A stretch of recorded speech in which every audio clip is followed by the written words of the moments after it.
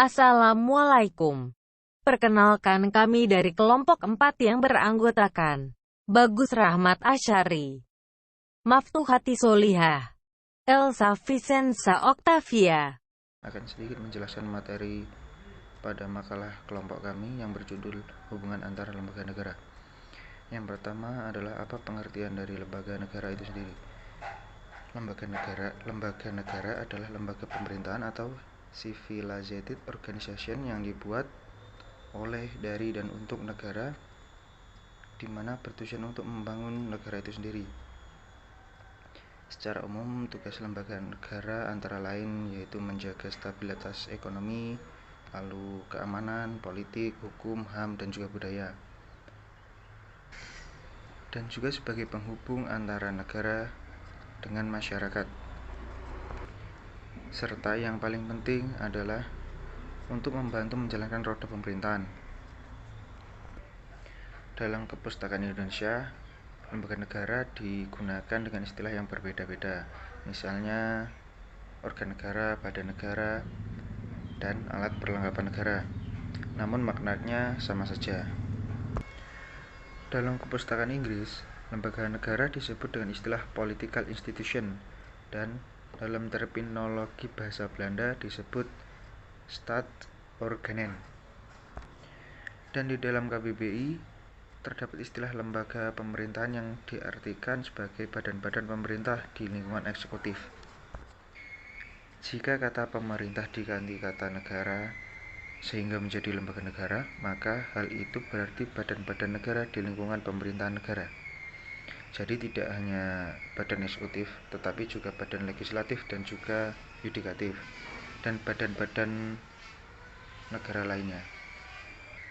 Dan mengenai lembaga-lembaga negara di Indonesia sudah diatur dalam UUD 1945, diantaranya seperti MPR, Presiden, lalu Wakil Presiden, dan seterusnya.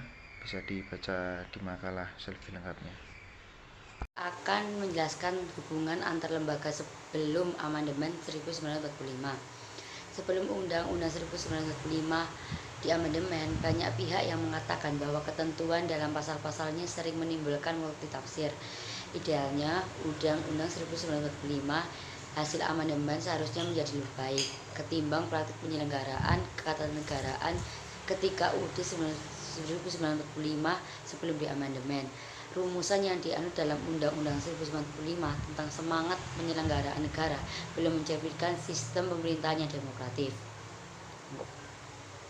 Sesuai dengan ketentuan yang dianut dalam UUD 1945 sebelum diamandemen, yang menegaskan bahwa kedaulatan rakyat diberikan seluruhnya kepada MPR sebagai lembaga tertinggi negara. MPR kemudian mendistribusikan kekuasaannya kepada lembaga tinggi lainnya seperti DPR, MA, DPA, serta BPK. Lembaga negara sistem penyelenggaraan kekuasaan negara sebelum amandemen UUD 1945, yakni yang pertama ialah MPR. Sebagai lembaga negara tinggi negara yang memiliki kekuasaan tak terbatas karena kekuasaan ada di tangan rakyat dan dilakukan sepenuhnya oleh MPR.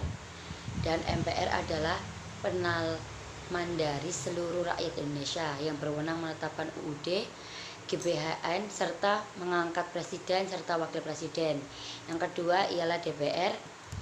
Kewenangan DPR yaitu yang berkedudukan sebagai lembaga legislatif. Anggota DPR berasal dari partai politik yang dipilih berdasarkan hasil pemilu. Oleh karena itu, presiden tidak dapat membubarkan DPR yang anggota-anggotanya dipilih oleh rakyat melalui pemilu. Yang ketiga ialah presiden. Kewenangan presiden diatur dalam pasal 4 sampai 15 Undang-Undang 1945. Yaitu presiden sebagai kepala negara dan kepala pemerintahan yang dipilih langsung oleh rakyat melalui pemilihan umum dan dilantik oleh MPR di dalam menjalankan kewajibannya. Yang keempat ialah Mahkamah Agung atau yang dinamakan MA. Kewenangan Mahkamah Agung merupakan lembaga yang memegang kekuasaan kehakiman. Mahkamah Agung juga yang mengadili tertinggi di negara Indonesia, yang membawa badan-badan peradilan antara lain peradilan umum, peradilan agama, peradilan militer, Peradilan Tata Usaha Negara. Yang kelima yaitu DPA atau Dewan Pertimbangan Agung, yang merupakan dewan yang dibentuk untuk berdasarkan undang-undang yang ditetapkan dengan tugas fungsi memberi tanggung jawab atas pertanyaan presiden dan berhak memajukan rumusan kepada pemerintahan. Di samping itu, UUD 1945 tidak banyak mengintroduksi lembaga-lembaga lainnya. Yang keenam yaitu Badan Pemeriksaan Keuangan atau BPK, yang bertugas memeriksa pengolahan dan tanggung jawab keuangan negara yang hasil pemeriksaannya diberitahu kepada DPR. Di sini saya akan menjelaskan tentang materi yang terakhir, yaitu hubungan antar lembaga negara setelah amandemen. UUD suatu negara tetap berperan sebagai hukum dasar tertinggi untuk mengatur pembagian kekuasaan kepada lembaga-lembaga negara yang ada dan dibentuk berdasarkan UUD itu sendiri.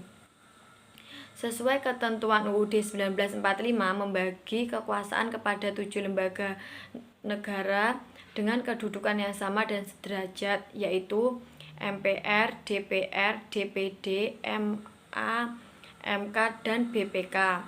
Setelah amandemen UUD 1945, ada beberapa hal dan prinsip yang mendasar yang dipakai sebagai alat pemikiran dalam menata struktur lembaga negara dan penyelenggaraan kekuasaan lembaga negara agar tetap berada dalam koridor konstitusi. Antara lain, A. Sistem konstitusi menghendaki adanya keseimbangan dalam menjalankan kekuasaan dari masing-masing lembaga negara, sehingga setiap kekuasaan dibatasi oleh undang-undang sesuai dengan fungsi dan kewenangan masing-masing lembaga. B. Setiap lembaga negara mempunyai kedudukan yang sama dan sejajar di bawah Undang-Undang 1945. C.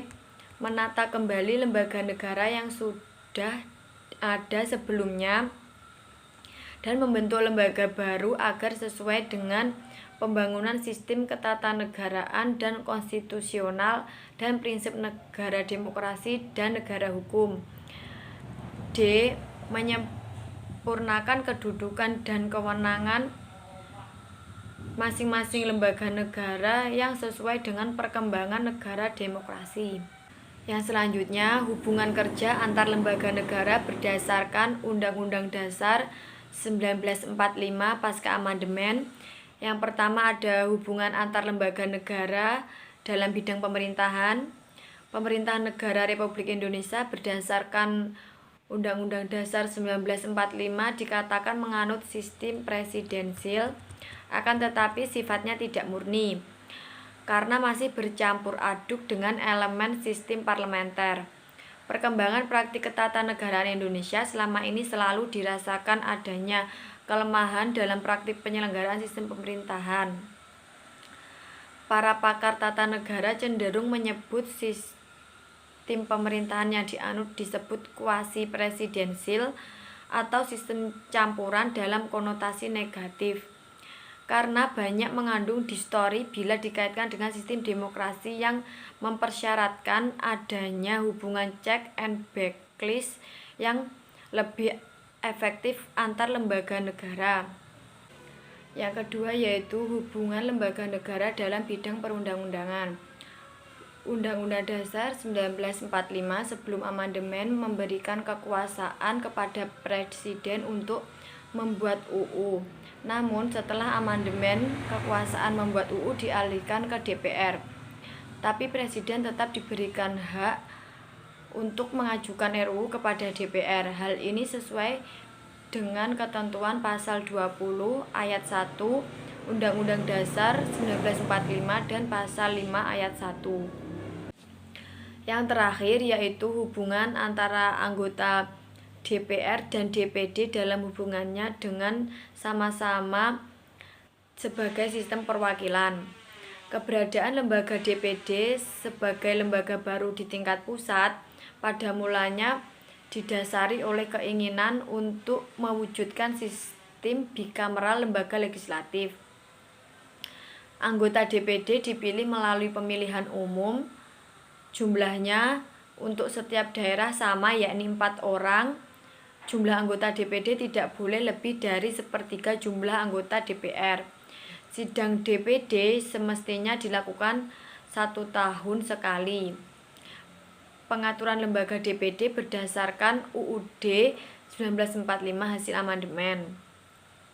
Sebelum mencerminkan kedudukan yang seimbang karena jumlah anggotanya lebih sedikit dibandingkan dengan anggota DPR. Demikian juga dengan kewenangan yang dimiliki sangat terbatas.